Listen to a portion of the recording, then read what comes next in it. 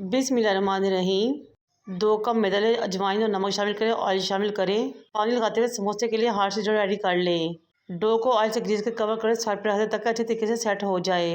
उबले हुए ग्रेट किए हुए आलू ले, नमक, सुरख मिर्च, काली मिर्च, चाट मसाला, कसूरी मेथी, जीरा, धनिया पाउडर और हल्दी शामिल करें। दाल, हरी मिर्च और धनिया शामिल कर मिक्स करें और साइड पर रख लें। डो को काउंटर पर लेकर आएँ, बेलते हुए बड़ी सी रोटी रेडी कर लें।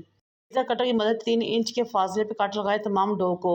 लंबी लंबी सी पट्टियाँ रेडी कर लें। फिलिंग लेग पट्टी के सेंटर में लंबाई के रुख पे रखना शुरू करें। फिलिंग को हमने इतना ही रखना है जितना कि पेंसिल की मोटाई होती है।